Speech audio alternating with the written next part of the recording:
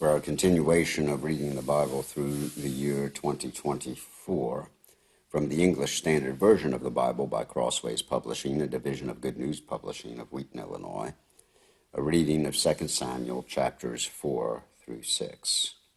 When Ishbosheth, Saul's son, heard that Abner had died at Hebron, his courage failed and all Israel was dismayed. Now Saul's son had two men who were captains of raiding bands. The name of the one was Baanah, and the name of the other Rechab, sons of Rimmon, a man of Benjamin, from Beeroth. For Beeroth also is counted part of Benjamin. The Beerites fled to Gittim, and have been sojourners there to this day.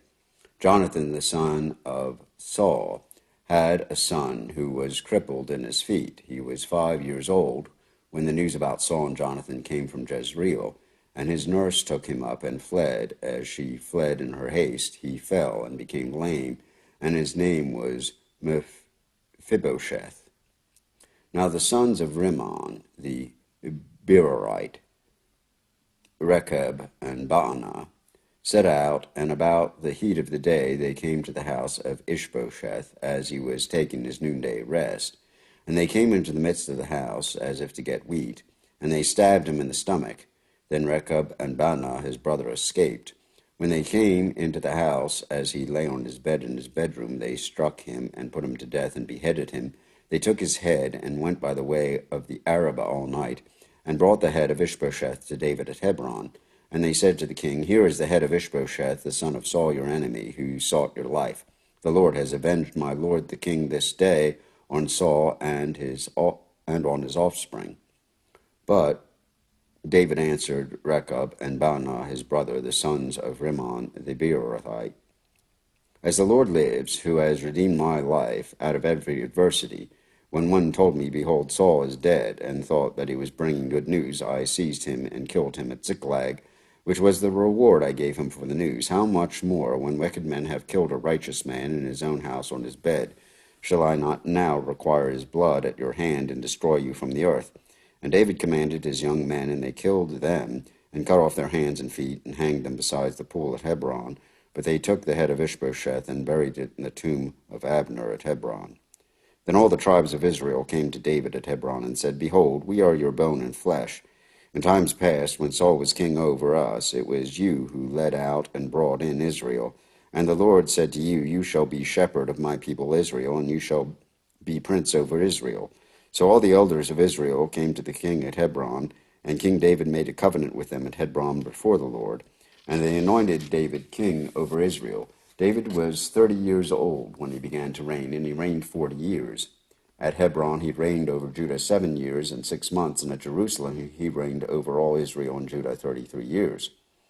And the king and his men went to Jerusalem against the Jebusites, the inhabitants of the land, who said to David, "You will not come in here, but the blind and the lame will ward you off," thinking, "David cannot come in here." Nevertheless, David took the stronghold of Zion, that is, the city of David.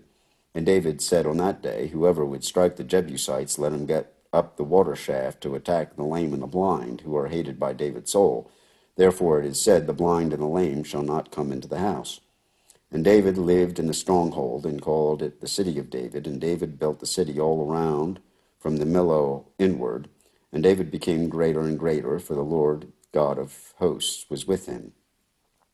And Hiram, king of Tyre, sent messengers to David, and cedar trees, also carpenters and masons, who built David a house. And David knew that the Lord had established him king over Israel, and that he had exalted his kingdom for the sake of his people Israel.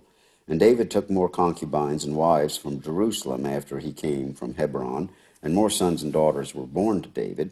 And these are the names of those who were born to him in Jerusalem: Shammua, Shobab, Nathan, Solomon, Ibhar, Elishua, Nepheg, Japhia, Elishama, Eliada, and Eliphelet. When the Philistines heard that David had been anointed king over Israel, all the Philistines went up to search for David, but David heard of it and went down to the stronghold. Now the Philistines had come and spread out in the valley of Rephaim.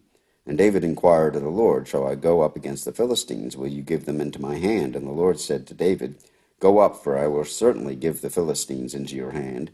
And David came to Baal-perazim, and David defeated them there. And he said, The Lord has broken through my enemies before me like a breaking flood. Therefore the name of that place is called Baal-perazim. And the Philistines left their idols there, and David and his men carried them away.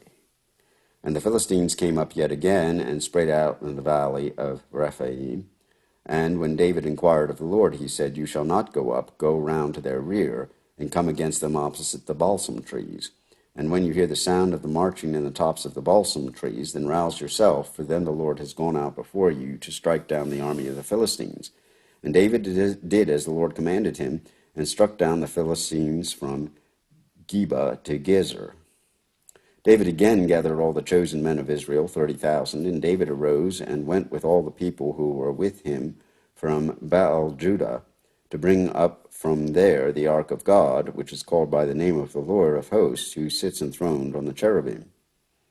And they carried the ark of God on a new cart and brought it out of the house of Abinadab, which was on the hill, and Uzzah and Ahio, the sons of Abinadab, were driving the new cart with the ark of God, and Ahio went before the ark.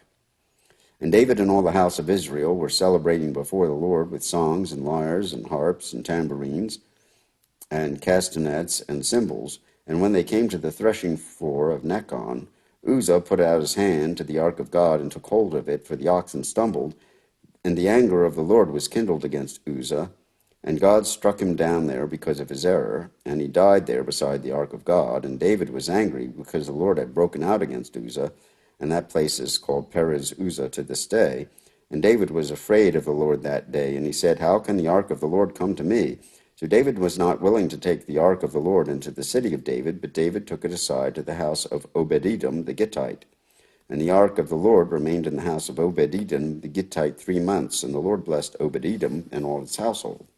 And it was told King David, The Lord has blessed the household of Obed-Edom and all that belongs to him, because the ark of God.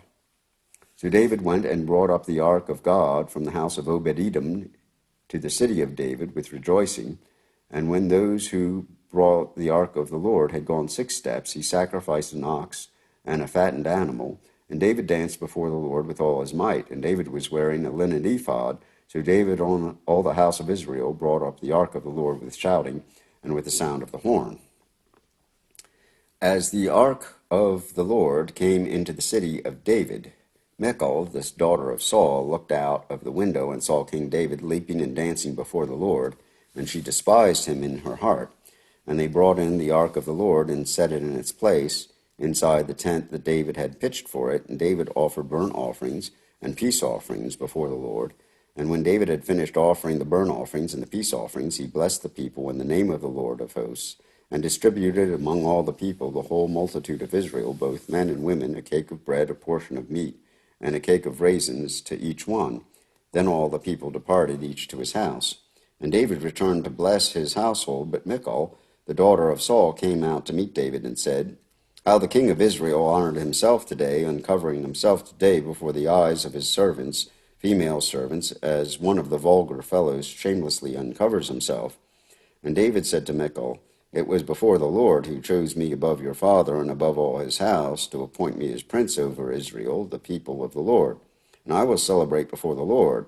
I will make myself yet more contemptible than this, and I will be abased in your eyes. But by the female servants of whom you have spoken, by them I shall be held in honor. And Michal, the daughter of Saul, had no children to the day of her death. Here ends the reading of 2 Samuel, chapters 4 through 6, in the English Standard Version of the Bible by Crossways Publishing, a division of Good News Publishing of Wheaton, Illinois.